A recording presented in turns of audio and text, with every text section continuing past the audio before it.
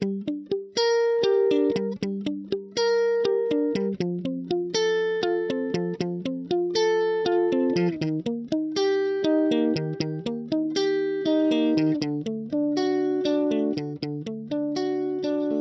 nous sommes sur la commune de Tramail, qui est une petite commune rurale d'un peu plus de 1000 habitants, située dans le sud de la Saône-et-Loire, en limite avec le Rhône. C'est une commune agricole, essentiellement agricole, hein, mais on a aussi pas mal d'activités commerciales, activités aussi médicales, hôpital, maison de santé pluridisciplinaire. Donc on a tout ce qu'il faut pour bien y vivre en définitive.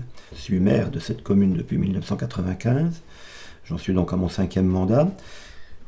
Alors, premier mandat, je dirais, quand je suis arrivé maire, je ne connaissais pas du tout la fonction publique territoriale, je ne connaissais pas du tout comment ça fonctionnait, etc. Donc, je dirais, j'ai passé mon premier mandat à découvrir beaucoup de choses, en faisant quand même quelques réalisations, comme un petit lotissement, comme un aménagement de place du champ de foire, mais des choses, je dirais, presque anodines, pratiquement, par rapport à la transition écologique.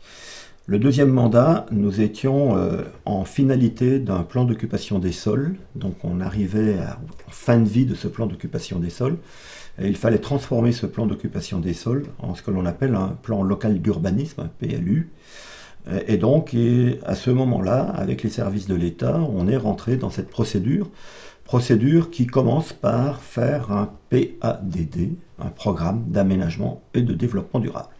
Et donc là, les services de l'État nous interpellent en nous disant « Qu'est-ce que vous allez faire dans les années à venir en termes de développement durable ?» Très bonne question, on n'y a pas réfléchi, qu'allons-nous faire? Et les services de l'État eux-mêmes nous ont quand même un peu guidés, aidés, et en particulier l'ADEME nous a dit « Écoutez, vous avez justement un établissement hospitalier avec une centaine de lits, vous avez quelques bâtiments publics à proximité, et il serait peut-être pertinent de remplacer toutes vos chaudières fuel par une chaufferie bois avec réseau de chaleur. » Donc on découvrait le sujet, très clairement, et c'est eux-mêmes qui nous ont aidés, qui nous ont largement financé une étude de faisabilité, ce qu'on appelle une étude de faisabilité, pour nous montrer la pertinence économique et aussi écologique du projet. Et donc c'est effectivement ce point d'entrée qui a été, je pense, l'élément déclencheur. Parce qu'à partir de l'instant où on a, alors ça c'était en 2002, commencé à réfléchir au projet, qui a été inauguré en 2006 en fin de compte, donc il faut du temps au temps, hein. En général, collectivité territoriale, il faut plus de temps que pour des entreprises ou des particuliers. Donc, durant ce temps-là, donc, on a découvert un petit peu tous ces sujets, et puis surtout après, à partir de l'instant où on avait créé ce réseau de chaleur, eh bien, j'ai personnellement été interpellé par d'autres élus dans d'autres collectivités me demandant de venir expliquer ce que nous avions fait, comment nous avions fait, etc. Et puis, je me suis retrouvé progressivement dans le monde associatif, parallèle, national, avec des réseaux du type le Comité de liaison des énergies renouvelables, des réseaux de type Négawatt, des réseaux de type Amorce, des réseaux de type énergie partagée. Donc j'ai découvert ces réseaux. J'ai apporté ma contribution en tant qu'élu dans ces réseaux, mais j'ai surtout vu aussi tout ce que ces réseaux pouvaient m'apporter. Et c'est à ce moment-là que je me suis dit, oula, il y a vraiment de très très gros enjeux, et on est en train de passer à côté. Donc il faut qu'on aille effectivement plus loin. Alors après, ça s'est enclenché, éclairage public, isolation des bâtiments, voies vertes, etc. Enfin, cheminement doux. Et voilà, on est parti progressivement dans des choses avec de plus en plus d'ampleur.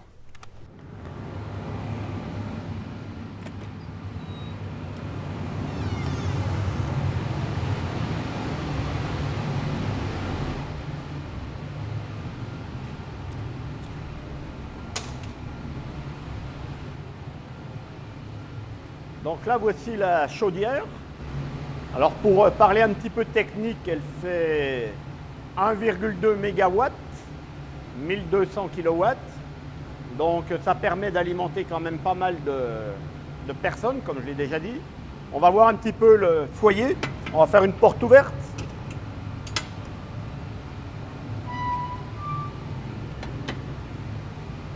Donc le bois arrive par l'arrière du foyer. il est introduit de façon entièrement automatique. Et puis ensuite, on a un système de grille mouvante qui fait brasser le foyer et qui fait que ça brasse complètement les cendres. Et à la fin, ça termine en poussière, comme on peut le voir. C'est vraiment de la poussière. Il y a en fait tout un ordinateur de bord qui est derrière nous qui permet de régler complètement toute l'installation. Alors ce que l'on voit aussi dans l'installation, c'est qu'on a des systèmes de conduite avec des pompes et on a en fait 3 réseaux qui partent. Il y a un réseau, on va dire, principal pour l'hôpital.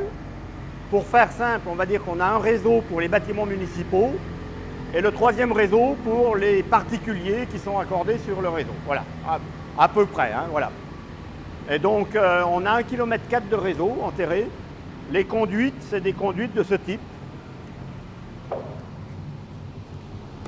Ce sont des conduites acier, préisolées, positionnées dans le terrain à environ 80 cm, 1 mètre dans le terrain.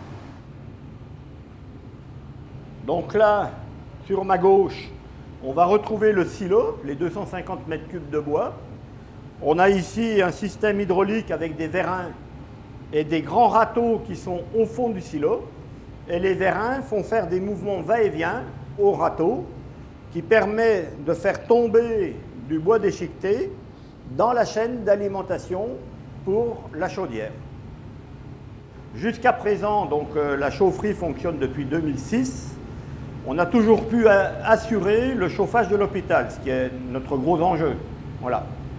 Donc on a toujours pu assurer au moins le fonctionnement pour l'hôpital qui est alimenté à partir de ce réseau de chaleur.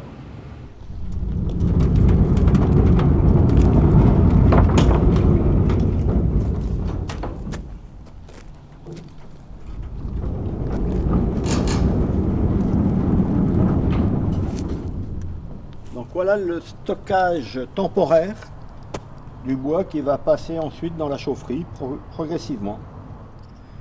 Le silo fait 250 m3. En été, ça va durer 2 mois et demi, 3 mois. En hiver, s'il fait vraiment froid, ça va durer 15 jours. Donc c'est pas la même, voilà. Mais en moyenne, on passe un peu plus de 2000 m3 par an, ce qui fait l'équivalent de 200 000 litres de fuel qui ne sont pas brûlés pour chauffer les bâtiments ici. Et ça, c'est important parce que le fuel émet à peu près 380 grammes de CO2 par kilowattheure.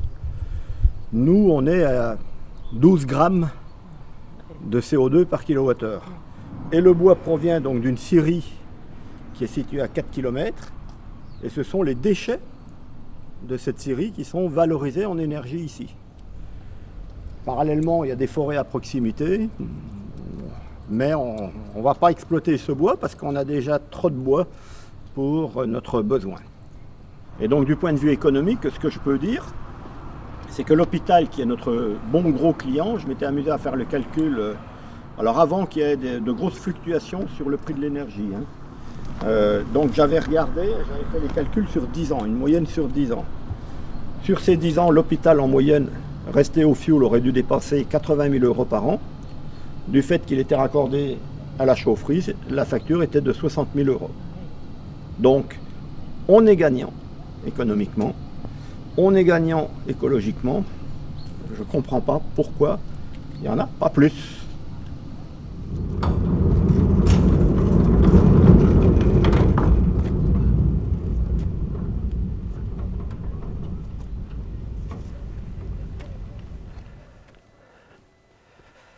Donc là, voici l'école avec l'entrée des artistes.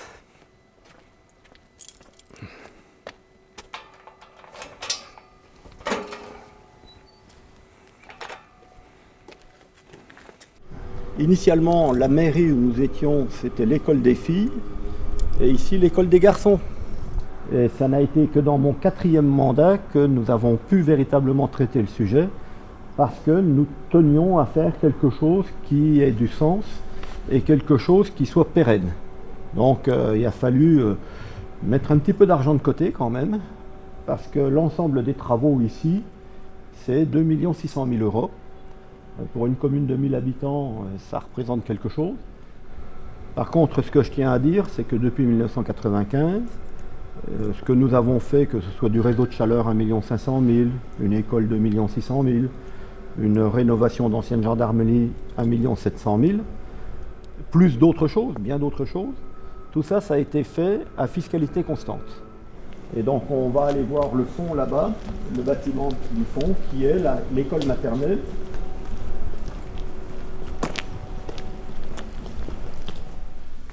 Alors il se trouve que notre école est instrumentée. On a des capteurs ici. On fait partie d'un panel de 20 écoles en France, instrumentées. Alors 20 écoles, ça part de la maternelle jusqu'à l'université. Et donc on est instrumenté et on est en train de faire des relevés de pollution, PM10, PM2,5, COV, CO2, etc., en continu sur l'école, dans 3 lieux, dans 3 salles de classe. Je reçois moi des rapports toutes les semaines, tous les mois. Ça me permet de voir comment ça se passe dans l'école. Ça va durer pendant 1 an. Pendant cette année, s'il y a du dysfonctionnement, si on dépasse des seuils, on va essayer d'apporter des éléments correctifs, donc de solutionner les problèmes rencontrés. Et ça permettra tout ça d'avoir une base de données nationale qui pourra être ensuite utilisée dans l'ensemble des écoles françaises pour dire ben voilà ce qu'il faut faire quand on rencontre tel type de problématique. Voilà. Et puis ici, donc la salle de classe.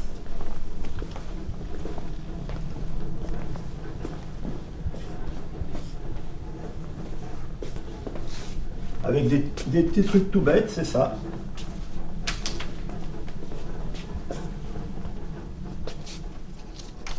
On n'a pas besoin de percer les murs pour afficher. C'est tout bête, c'est un film de fibre de verre métallique. On prend un aimant, c'est bon. Voilà. Et ça, c'est en allant voir d'autres écoles qu'on puise des idées. Qu'on se dit, ah tiens, ça, faut qu'on y pense. Voilà. J'ai connu, moi, en tant que maire, un fonctionnement avec 5 classes, bien pleines. Mais malheureusement, on a ce problème de démographie enfants. Donc on essaye de mettre en place les infrastructures, je dirais écoles, etc. Puis le tissu associatif qui va bien et autres, ok. Mais il faut vraiment qu'au niveau de l'habitat, on puisse solutionner ça. Donc on y travaille peut-être qu'avec l'habitat participatif passif, on pourra avoir des familles qui seront intéressées par le projet. Parallèlement, on essaye de mettre en place un petit lotissement pour que les gens puissent aussi construire avec un petit bout de terrain. Donc on essaye d'apporter des réponses, de même qu'on fait de l'habitat pour personnes âgées. Il faut faire de toutes les tranches de population. Et on a une réflexion aussi sur de l'habitat inclusif, c'est-à-dire de l'habitat pour personnes à handicap.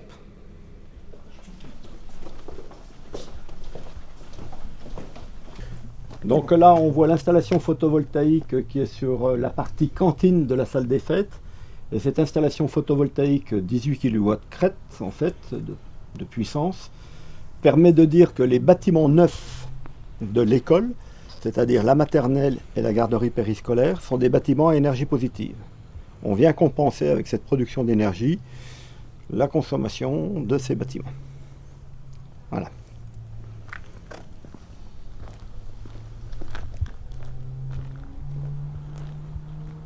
On voit qu'il y a une haie qui a été plantée il n'y a pas très longtemps. Elle fait tout un circuit. Elle passe là-bas au fond, etc. Ça fait 1,4 km. Donc là, c'est des haies conservatrices, c'est-à-dire qu'on a planté différents arbres, différentes essences pour garder un petit peu les essences anciennes, etc. On en a profité pour faire un cheminement donc, qui fait 1,4 km, un petit cheminement piétonnier.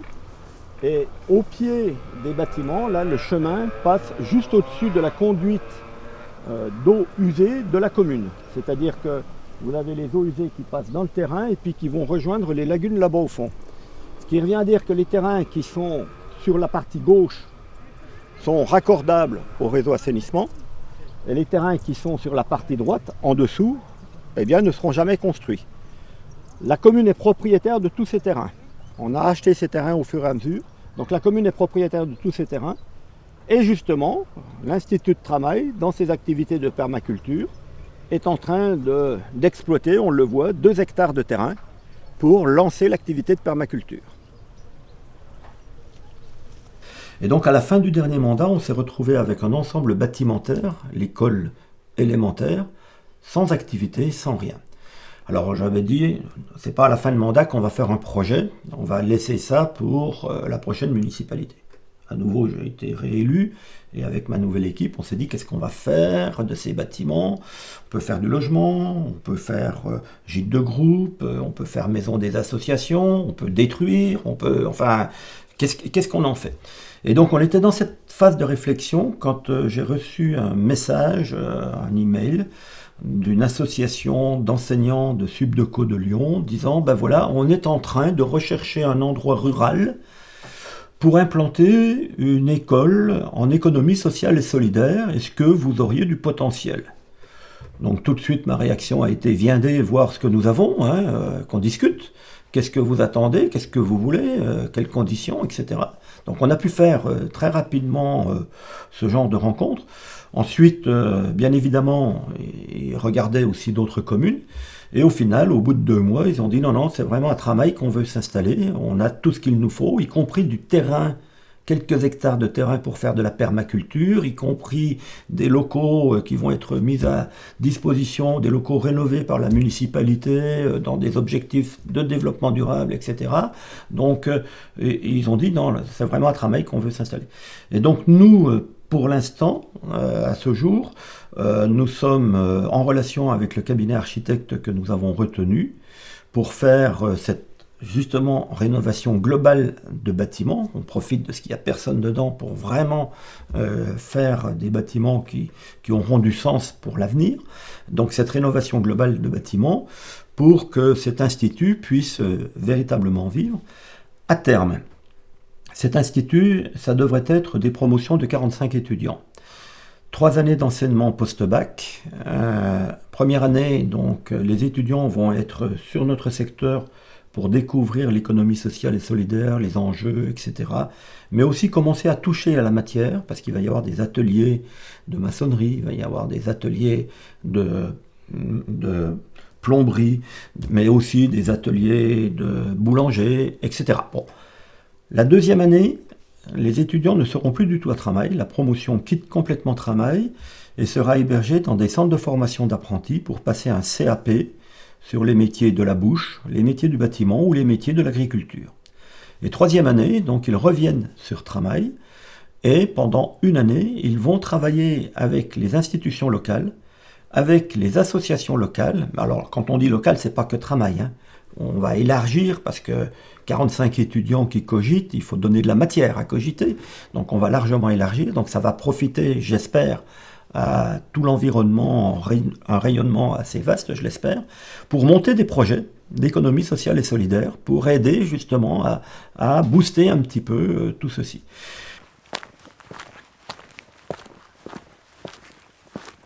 Sur la gauche, là, les volets fermés qu'on voit sur la gauche, c'est ce bâtiment-là sur lequel il va y avoir micro-crèche, il va y avoir 11 logements seniors et il va y avoir laverie communale. On aura en bas une salle qui va être utilisable avec le club des aînés. Le club des aînés va pouvoir taper la belote ici en bas. Ils vont avoir des vitres pour tomber sur la micro-crèche. Donc ils vont se voir. Le projet que nous portons, nous, on commence par faire sauter les balcons qui vont bientôt tomber. Vous allez les voir. Ça date de 1970. Le béton, on laisse déjà apparaître les ferrures, etc. Donc on commence par faire sauter les balcons. On fait de l'isolation par l'extérieur. On casse les cloisons intérieures pour qu'il n'y ait plus aucune circulation intérieure. On fait des appartements qui sont tous traversants est-ouest. Et on va mettre de l'autre côté, là-bas, un escalier extérieur avec ascenseur, des coursives, ce que nous allons voir à l'ancienne gendarmerie. On va desservir les appartements par l'extérieur. On enlève la toiture pour mettre 2 appartements terrasses en lieu et place de la toiture. Et donc c'est ce que je vous disais, entre le premier projet 560 m² et le deuxième 1120 mètres carrés, on passe du simple au double sur la même emprise foncière. Donc voilà ici le bâtiment qu'on appelle l'ancienne gendarmerie, qui maintenant s'appelle le Clos des Carillons, et donc qui a fait l'objet d'une rénovation complète, globale, avec isolation par l'extérieur en matériaux biosourcés. Donc là on voit la partie nord du bâtiment, et on voit très clairement cette fois le système d'accès par l'extérieur. Alors là il n'y a pas d'ascenseur pour celui-ci. Le rez-de-chaussée est accessible handicapé, et puis les deux autres niveaux ne le sont pas. Mais donc on a la cage d'escalier, on a un système de coursive, ce qui permet aussi de mettre des petites terrasses pour que les habitants puissent avoir un petit coin pour eux. Et puis donc ça fait des appartements qui en fait sont tous traversants à nouveau, nord-sud, et donc ça leur permet, alors ils ont 25 cm d'isolant extérieur, 50 cm de mur et 10 cm d'isolant intérieur, donc ils sont bien isolés, avec des isolants laine de bois, matériaux biosourcés, donc à nouveau le confort d'été, on y fait attention. Ils peuvent ventiler la nuit, et si vous interrogez les habitants, ils vont vous dire qu'ils n'ont pas eu de problème en hiver, ils n'ont pas eu de problème en été, ça s'est bien passé pour l'instant, ça fait 1 an et demi que ça fonctionne. On a une petite chaufferie bois granulé qui permet de chauffer les appartements. Alors là, c'est tout en plancher chauffant, par le fait. Et puis aussi de faire la production d'eau chaude sanitaire. Et donc, sur le parking, eh bien, on va le voir, on a installé des panneaux photovoltaïques. Et puis là, on voit les installations photovoltaïques. Donc là, à nouveau, on a 200 mètres carrés de panneaux photovoltaïques, 36 kW crête.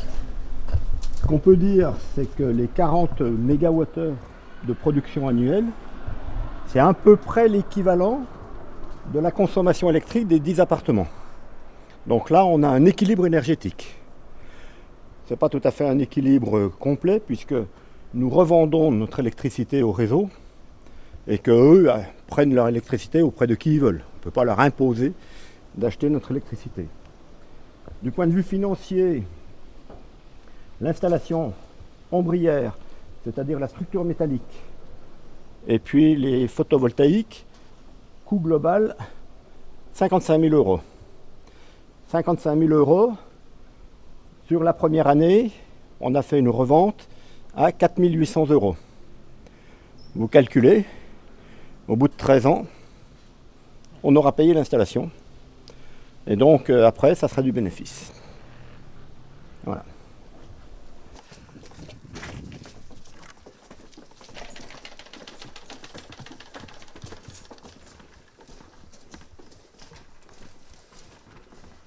Voilà la chaufferie, donc là on a un silo avec du granulé, pardon. Voilà. C'est-à-dire de la sure qui est compressée, passée dans une filière et qui est formée en petits cylindres de façon naturelle, sans mettre de colle, sans rien. Donc ça, ce n'est que de la sure. C'est relativement sec, ça a un pouvoir calorifique bien plus élevé que le bois déchiqueté que nous avons vu à la chaufferie. Et donc, il y a un système d'alimentation automatique pour la chaudière. La chaudière chauffe l'eau dans ce ballon de 1000 litres ici. Et à partir de cette eau chaude ici, on va renvoyer par le système de circulateur de l'eau chaude dans les planchers en fonction de la demande. Donc ça permet de faire le chauffage. Et puis, on va aussi renvoyer ici, dans ce qu'on appelle un échangeur, l'eau chaude pour faire de l'eau chaude sanitaire cette fois, pour qu'ils puissent prendre leur bain, douche, etc. Avec l'eau chaude produite par le granulé. Tramail en fait draine des habitants des autres communes, c'est très clair. Et donc c'est un ancien chef-lieu de canton. Et donc voilà, grâce à ça, je dirais, on rassemble sur Tramail pas mal d'activités. Une activité foyer rural est une activité ouverte à différentes fonctionnalités. Il peut y avoir de la couture, il peut y avoir de l'activité avec des personnes âgées, et entre autres, il y a aussi une activité effectivement de jardin partagé. Ça dépend beaucoup des personnes, très clairement, ce genre d'activité, des animateurs. Et là, pour le coup, on a effectivement un couple qui est très engagé sur cette activité de jardin partagé et qui essaye les samedis matins de faire venir des personnes sur le terrain communal, qui est prêté par la commune à l'activité, pour montrer à des personnes comment on peut jardiner, en particulier jardiner dans des orientations de type permaculture. À nouveau, là, on se retrouve en phase un peu avec nos orientations écologiques municipales. Donc on est bien content et on les accompagne volontiers, au contraire, hein, on essaye de favoriser tout cela en disant que ça peut avoir du sens avec nos propres objectifs communaux. Au niveau de la région Bourgogne-Franche-Comté, il y a eu à un moment donné la volonté de créer un réseau régional des POT, pionniers ordinaires de la transition écologique. Joli terme. Et j'ai été sollicité pour faire partie de ce réseau. Donc on s'est retrouvé au niveau régional, une quarantaine de personnes dans ce réseau des POT, dont l'objectif affiché était en fait d'essaimer et de dire, ok, nous on fait de la transition écologique, mais vous pouvez aussi vous faire de la transition écologique. Et donc c'était dans un premier temps, dans une première phase de la réflexion en interne, mais ensuite comment arriver à démultiplier, comment arriver à massifier. On a travaillé, on a cogité, effectivement. D'ailleurs, c'est de là qu'est venue justement la laverie municipale, avec la collecte d'eau de pluie pour alimenter la laverie municipale, des idées qui ont germé grâce à ce réseau. On s'est dit, tiens, et si on faisait une roulotte? Comme ça, on va la déplacer en fonction des projets. Donc on va l'amener à tel endroit, à proximité de l'hôpital quand il va y avoir les travaux de l'hôpital, à proximité du futur institut de travail pour expliquer, pour dire ce qu'il en est, etc. Donc on a eu cette idée de roulotte, elle est sur la place du champ de foire, on a des panneaux informatifs, on peut changer les informations, et on l'a appelé roulotte des transitions, et non pas de la transition, etc. Parce que, par exemple, on veut aussi parler de la transition du monde agricole, de la féminisation de certains métiers, etc., de la venue de migrants. Voilà. On veut parler de transition au sens vraiment général. Et localement, je me disais, c'est quand même dommage qu'on fasse appel à des externalités, entre guillemets, pour un dossier qui concerne en fait notre secteur. Et donc j'ai essayé d'associer des élus, communautaires, communaux, etc., avec relativement peu de réussite, parce que les élus sont très très pris en général, ont peu de temps, etc., pas de disponibilité. Mais j'avais aussi élargi à la société civile, entre guillemets, et là, il y a eu effectivement quelques personnes qui ont dit « ouais, ça nous intéresse, ouais, c'est un projet local, ça nous intéresse, on veut aussi réfléchir avec vous. » Donc, et on a fait un petit réseau POT local qui, depuis, a grossi. On en est, je crois, maintenant à plus d'une soixantaine de personnes dans ce réseau POT local. Il est bientôt plus important que le réseau régional. Non, pas tout à fait, mais voilà. Et donc, ce réseau POT local, maintenant, il vit sa vie. Il vit sa vie. On a la chance d'avoir dans ce réseau des animateurs, en particulier un couple pratiquement retraité qui organise des cafés réflexion. Genre café réflexion, thème, pourquoi pas. On se réunit chez les personnes et puis on dit moi je suis convaincu que c'est du chauffage au bois qu'il nous faut. Ah non, c'est pas du tout ça, c'est la pompe à chaleur. Et donc on échange nos points de vue, on discute, on converse entre nous, etc., sans se taper dessus, et on boit le café. Donc ça, c'est le café POT. Ils animent aussi ce qu'on appelle des conversations carbone. Donc là, c'est quand même une institution nationale, conversation carbone, hein, c'est pas un truc local. Conversation carbone, c'est très structuré. Il faut que les animateurs aient suivi une formation pour rassembler sur 5-6 soirées un ensemble de personnes volontaires pour des réflexions sur leur mode de vie. Mon mode de vie, quel est mon impact carbone et comment je peux, en écoutant les autres, arriver à prendre les bonnes idées et réduire mon impact carbone. Et donc ces conversations carbone vivent leur vie, il y a plusieurs sessions qui ont déjà été faites, et à chaque fois il y a un petit groupe, etc. Et puis récemment, donc avec ce réseau des potes, mais toujours en lien cette fois avec la région, eh bien on organise ce que l'on appelle le forum des transitions. Et donc ce forum des transitions, il a lieu en septembre. On a fait la 2e session cette année en 2022. On a eu beaucoup de monde, qui sont venus voir, on ouvre la chaufferie, on discute sur les centrales villageoises photovoltaïques, on présente beaucoup de choses, les cafés-potes, etc. Enfin voilà.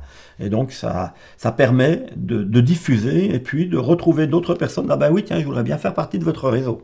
Voilà. Donc ça marche pas trop mal.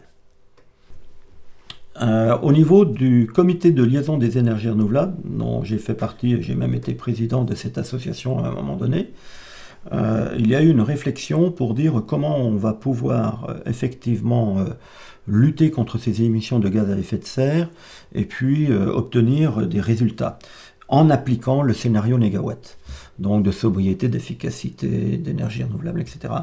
Et c'est à ce moment-là donc qu'a été créé le réseau des territoires à énergie positive, c'est-à-dire de collectivités qui s'engagent justement à aller dans le scénario négawatt, à regarder comment on va pouvoir réduire nos consommations, comment on va pouvoir les gérer différemment, comment on va pouvoir créer localement de l'énergie renouvelable pour faire en sorte que notre courbe de consommation énergétique descendante croise à un moment donné la courbe de production d'énergie renouvelable sur notre territoire et obtenir cette indépendance énergétique.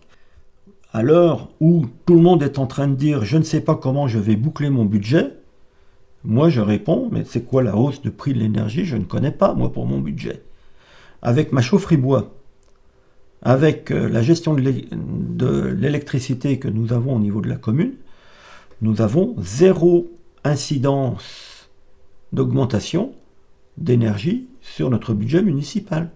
Alors si, on a quand même une incidence. La chaufferie bois, on a augmenté de 15% en 15 ans. 1% par an. Là, on va peut-être passer à 2%, 2 ou 3%, on va voir. Mais enfin, on n'est pas à 300%. Loin s'en faut. Il faut, je dirais, être à l'affût de tout ce qui se passe un peu partout, de regarder les nouveautés, ce qui est faisable, ce qui n'est pas faisable, etc. Avoir le droit à l'expérimentation, le droit de se planter aussi. Et puis, quand on s'est planté, justement, dans nos réseaux, dire attention, ça c'est. Nous, on n'a pas réussi, on vous explique pourquoi on n'a pas réussi. Peut-être que vous allez réussir, mais faites attention. Ou bien, quand on a bien réussi, alors là, allez-y, nous on a bien réussi, allez-y. Voilà. C'est ça aussi, je dirais, ce réseautage. C'est aussi cette communication d'informations pour dire voilà, il y a des choses qui fonctionnent, d'autres qui moins bien, d'autres pas du tout. Voilà, faisons attention dans certains cas. Au niveau de travail, donc, on a été un petit peu précurseur, on est. L'une des 6 collectivités fondatrices du réseau des territoires à énergie positive, donc on est vraiment un petit peu fondateur, on est bien d'accord. L'extinction de l'éclairage public, on était les premiers pratiquement à pratiquer cette extinction de l'éclairage public. Les derniers chiffres, on doit être à 95% des communes de Saône-et-Loire qui pratiquent l'extinction de l'éclairage public. Donc voilà quoi, c'est, je dirais, ça, progressivement quand même, ça avance. Je suis désolé de dire que le dérèglement climatique avance plus vite, c'est tout.